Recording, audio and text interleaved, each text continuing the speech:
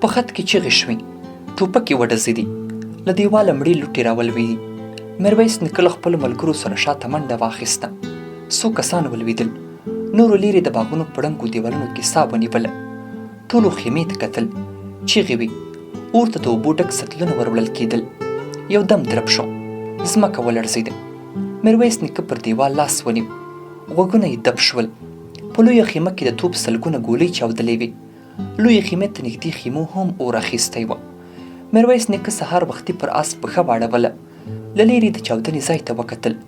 پراخه ساحه تکه توره ښکارېدله. په هدیره کې د خسرو خان وژل شوي پوځیانو ته سلګونه نوي قبرونه کیندل کېدل.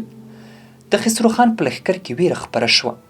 11 میاشتې محاصرې له لوږې او ناامیدۍ پرته بل څه نه لرل. یو ورځ خسرو خان ته خپل څو قومندانان ورغلل. وړاندیز یې دا و چې محاصره ماته او بیرته د هرات خواته حرکت وکړي. د خسرو خان له خولې لاړې باد شوې. ورغلي قومندانان یې توپ ته وتړل. دې کار د ډېرو جنګیالیو روحیه لا پسې کمزوري کړه. په ستړي او وږي لښکر کې ګډوډي ډېره شوه. ډېرو پوځیانو دا محاصره بې فایدې ګڼله. په سرتېرو کې به لا براله چیغې اورېدل کېدې چې موږ خپلو کورونو ته ځو. له خسرو خان سره مخالفتونه ډېر شول. مجبور و محاصره ماته کړي. 23 زره ورپاتې پوځیان د ښار جنوبي څنډو ته ورټول کړل.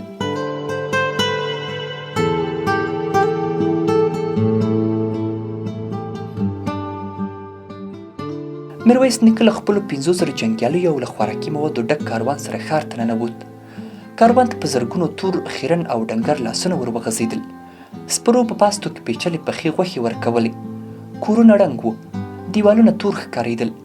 د زرګونو وړو زړو ښځو ماشومانو د غومبرو هډوکې راختلي وه. میرویس نیکه له آسه ښکته شو. په ړنګو دیوالونو کې سره لمر ته پرتې ماشومې ته ور وګرځېد. کېناست.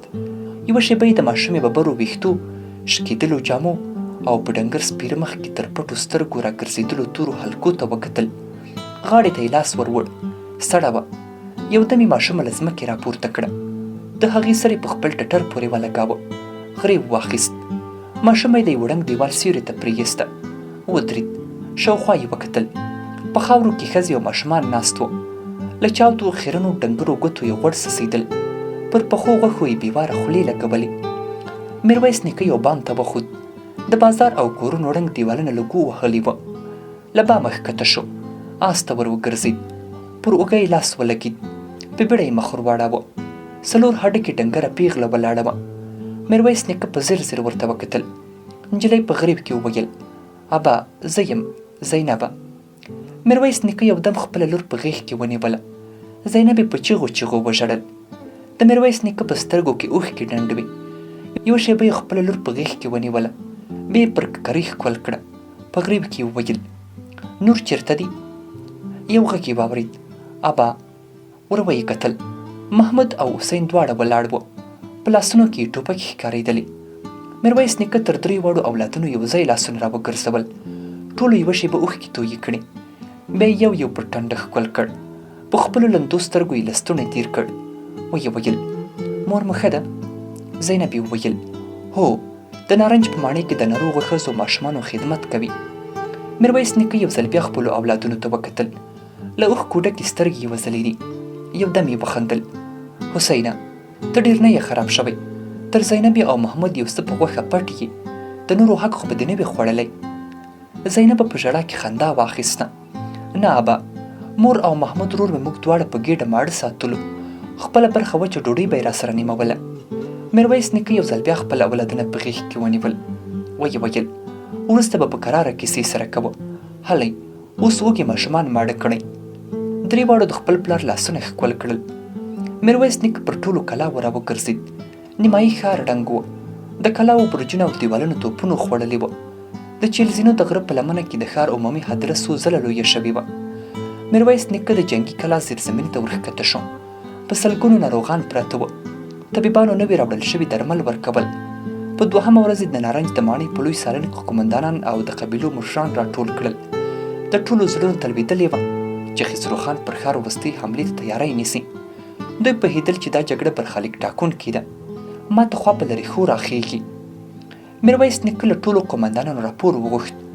1 ساعت وروسته وپوهېد چې 14 سره جنګیالي لري او د توپونو ګولۍ هم د یوې زورورې حملې لپاره کفایت کوي.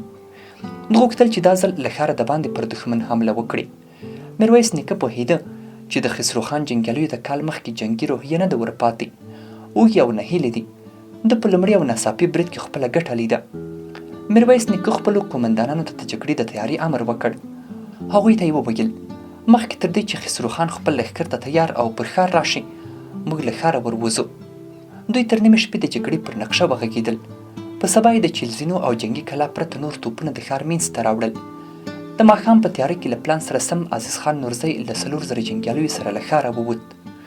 ماخوستن ټول ښار د ډولونو غږ پر سر واخیست. هر توپ پر 2 قوي آسانو پسې وتړل شو. د توپونو د عرابو غونجه د ډولونو په غږ کې ورکه وه.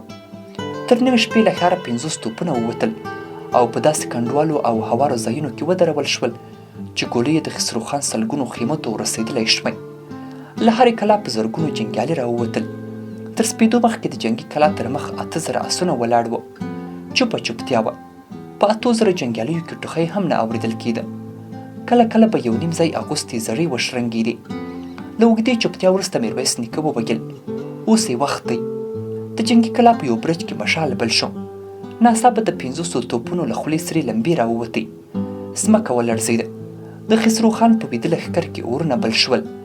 میرویس خان خپل آس ته پونده ورکړه. زوروره چغه یې له خولې راووته. حمله. 8,000 آسونو مخامخ منډه واخیسته. تر خپلو توپونو تیر شول. له مقابل لوري یوازې د توپونو 2 ګولۍ راغلې. د عزیز خان نورزي 4,000 جنګیالیو د دښمن توپچیان سر پورته کولو ته پرې نه ښودل. له رڼا سره تن په تن جګړه ونښته. چغې وې. تورې شرنګېدې. وینو دارې وهلې. د خسرو خان د جنګیالیو تلفات ډېر وو. دې ناڅاپي حملې خوبولو ورخطا عسکرو ته دومره وخت نه و ورکړی چې آن خپلې زرې واغوندي. توپچیان یې هم توپونو ته نه شوی ور ولاړېدلی. لمر راوخوت. له مړو دوړو چغې او د تورو شرنګا راتله. خسرو خان پر آس سپور و. دی زړور جنګېده. میرویس نیکه ځان ور ورساوه. د دواړو تورې سره وجنګېدې. تر منځ یې یو سپور تیر شو. خسرو خان تومانچه راویسته. یو غشی د میرویس خان د آس تر غاړې ووت. خسرو خان ماشه کش کړه. آس ولوېد. ګولۍ تشه تېره شوه. میرویس خان ټوپک ته ور وښویېد. تش وه. خسرو خان ته یې وکتل. توره یې په لاس کې وه. په تیزۍ سره راته. میرویس خان شاوخوا وکتل. هېڅ هم نه وه. خسرو خان ته یې سترګې ور واړولې. په خاورو کې پروت و. نیزه یې تر زړه ختلی وه. د دښمن په لښکر کې ورخطا چغې پورته شوې. خسرو خان یې وواژه. خسرو خان یې وواژه. د دښمن په لښکر کې ماتې ګډه شوه. پلو او سپرو منډې وهلې. شېبه وروسته ټوله دښته د انسانانو او اسونو جسدونو نیولې وه. د اور لمبې لا نه وې ناستې. ځای ځای تور لوګي پورته کېدل. د خسرو خان نیمایي عسکر وژل شوي وه. نور د هرات خواته په تېښته بریالي شول.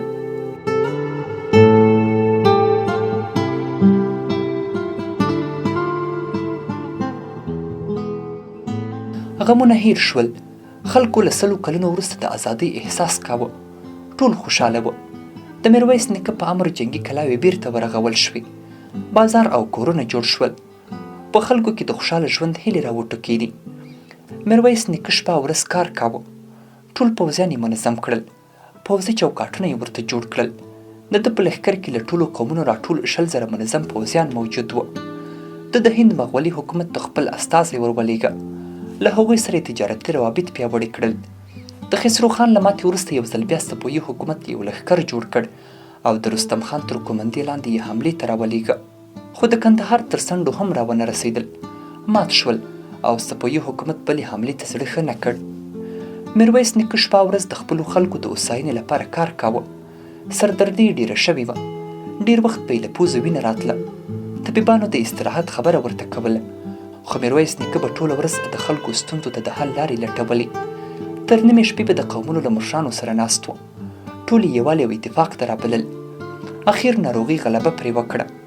په 22 کلنۍ کې له پښو وغورځېد او په بستره کې پرېوت. په 42 کلنۍ کې له پښو وغورځېد او په بستره کې پرېوت. ښار له خواشینۍ ډک و. وړو زړو ژړل. دوی د خپل مشر د روغتیا لپاره دعاګانې کولې.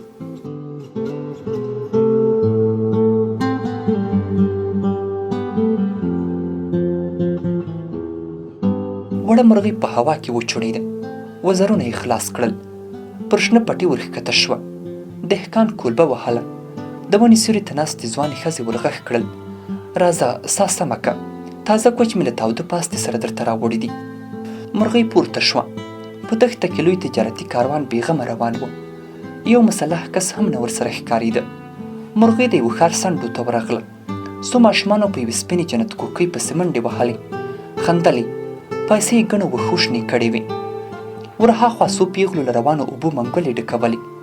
مرغۍ د ښار پر سر تېره شوه. ښار ژوندی و. دوکانونه له مختلفو خوراکي موادو ډک وو. د ډول غږ راغی. په یو کور کې واده و. ګڼو ځوانانو د اتڼ ګرده دایره جوړه کړې وه. مرغۍ پورته وخته. د 2 کلاوو پر دیوالونو منظم پوځیان ولاړ وه. خپلواک بیرغونه رپېدل. د توپونو خولې ټیټې وې. مرغۍ لاره چپه کړه. تر کروندو تېره شوه. لنډه دښته یې په مخه ورکړه. د یوه قبر پر سر پر اشنه شوې ترخه کېناسته. د قبر په مرمرینه شناخته لیکل شوې وه: د ستر غازي او خپلواکي اخیستونکي الحاج میرویس نیکه مقبره. د زیږېدو نیټه 1084 هجري قمري کال، وفات 1128 هجري قمري کال. لاندې د میرویس نیکه مشهوره وینا لیکلې وه: که سره یو نشئ، له خپلو اوږو د پردیو جغ نشئ لرې کولی. پای.